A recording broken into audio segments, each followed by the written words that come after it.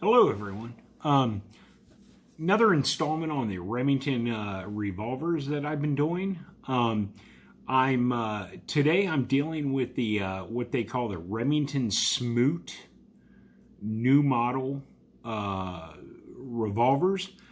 They made 1 through 4 variations of this.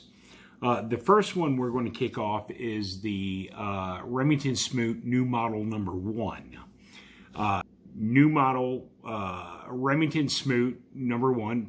It's nickel plated, spur hammer, mother of pearl grips. You can see the loading gate with no trapdoor on it. It does have an ejector to extract the spent shells. This particular model is in 30 rimfire short. Again, obsolete caliber today, but at the time it was a pretty decent common caliber. These guns were designed to compete with Colt, because, you know, Remington always came in second behind Colt, mainly because of their production run. But here's another example of the number 1. It has the hard rubber grips. Again, same spur handle. Exactly identical, you know, cartridge loading. Has an ejector rod, you know. This particular example has a blued hammer and a blued trigger. I don't know if you'll see that on the video, but the hammer and the trigger are actually blued, whereas the frame and cylinder and barrel are nickeled. With this particular example that I'm showing you is identical to the last version, hard rubber grips. However, this has a nickeled hammer, blued trigger on the spur. You know, again, it was just options that they put out. This is a unique pocket revolver for the time. They made these revolvers between 1875 and 1877. It's a 2-year production run, and they made approximately 3,000 of them, which, you know, is a fair number, but it's a low production run. The new model number 1s are not real common in the collector's market, but they are out there. These examples that I showed you are in pretty great condition for what's out there. I've seen examples of them that are really rough. Now, the next example I have, which actually I find super exciting, because we're kind of getting into the more modern era, but it's the Remington Smoot New Model number 3. Now, the first one I'm going to show you is this one here. It's a new model, number 3. You can see it's compared to the number 1. It's quite a bit larger. You know, I mean, it's a bit larger. Now, the new model number 3 is interesting. They made them between 1878 and 1888. And again, 1888 is when Remington discontinued a lot of their line, because they went through bankruptcy, much like they're going through today in 2020. So they had to discontinue a lot of the lines that just weren't producing for them. So this particular model is, you'll note the frame on it. And I'm going to pull this one up. We'll talk about this in a minute. See the frame difference? One's a slope back and one's kind of got like a sway back. Well, here's the difference. This particular model with the sweeping frame is in 38 rimfire. It's a beautiful example. It's just like the Model 1. It's a little bigger. It has the ejector rod. It's got a spur hammer, or a spur trigger, a nickeled hammer, but it's in 38 rimfire. Now, when we get into these two examples, I'm going to show them one at a time. This one has the sway back.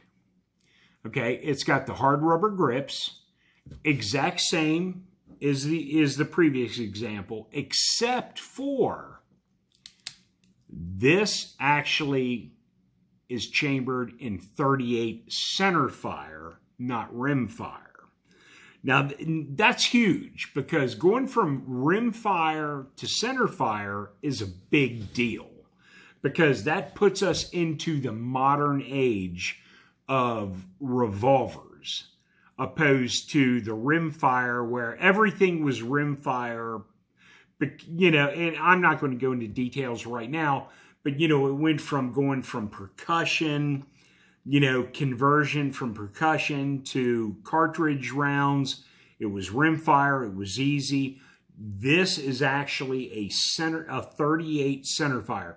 So technically, whereas this particular gun, you'd have a hard time finding ammo for it, this one, you can reload ammo for this in your basement.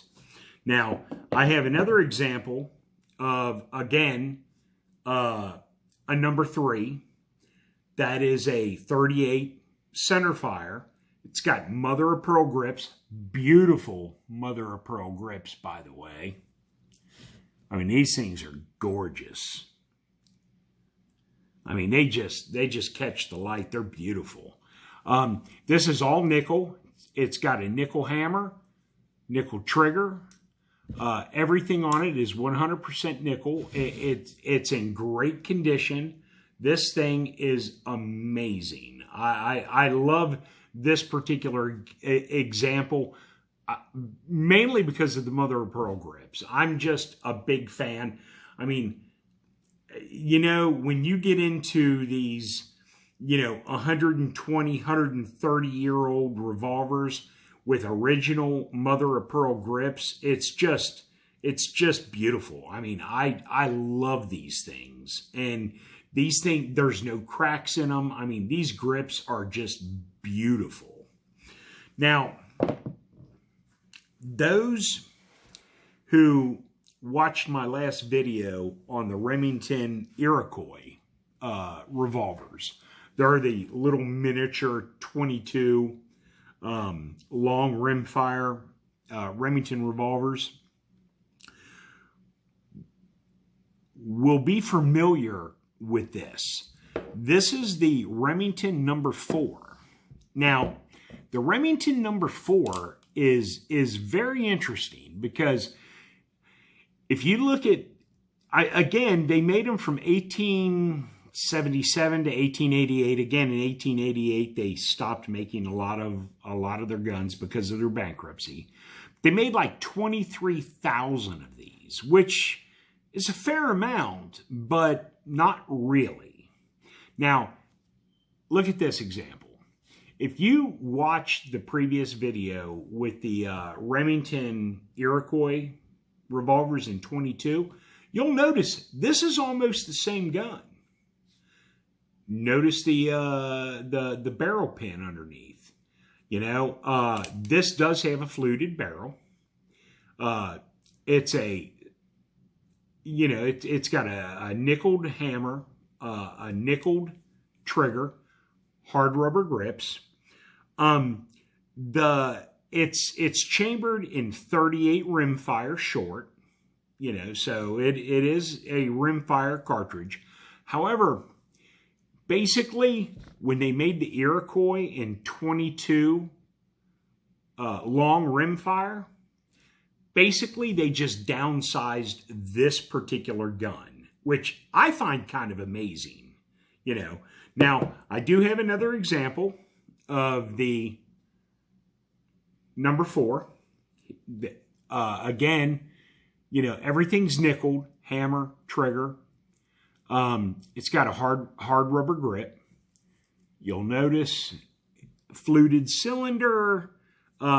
You'll notice that extremely hard, you know, ejection rod. I mean, this is the pin that pulls the cylinder out of the gun.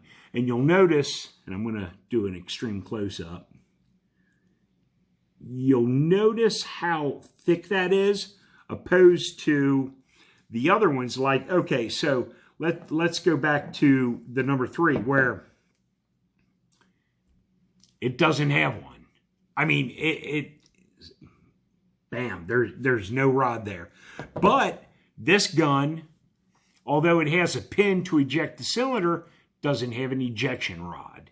You know, and it's not like this is stepping back in evolution. It's just a different design. And again, very popular for the time. They only made, like I said, 23,000 or so. Remington numbers tend to vary on you know, manufacturing numbers because a lot of records are not available. But the thing is, this is basically the Big Daddy size of the Remington Iroquois, which was in 22. This is in 38. If you look at the Iroquois in the new model number 4, same exact revolver.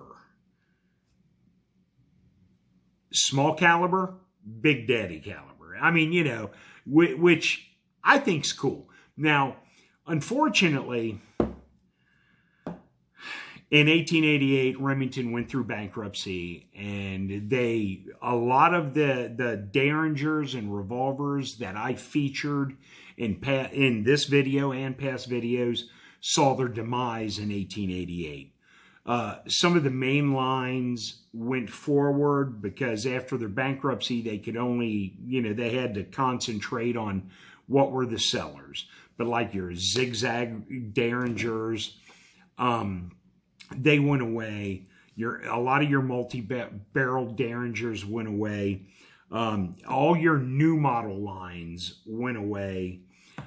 They kept the M95 over and under Derringer, which everyone's familiar with because everyone, even today, even though it's not under the Remington brand, there's a dozen different manufacturers. Davis, for example, is probably one of the biggest that makes the same Derringer. And that Derringer's been made for 150 years, just under different names.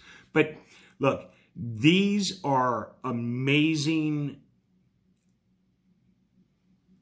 Derringer. I'm sorry, these aren't Derringers. These are amazing revolvers that most people are not aware of. They didn't make a whole lot of them in the grand scheme of things. And unfortunately, Colt kind of dominates the market, so everyone's big into Colt. But when it comes to Remington, look, when you're talking about a 38 Centerfire spur trigger revolver, I mean, this thing is just, I mean, this thing's amazing. It's not fancy. There's no engraving. There's nothing crazy on it. But this is just a workhorse revolver that you could stick in your coat pocket. Might be a little big for a vest pocket, but you could put it in a small holster. But gentlemen carried this and found it quite useful in the day.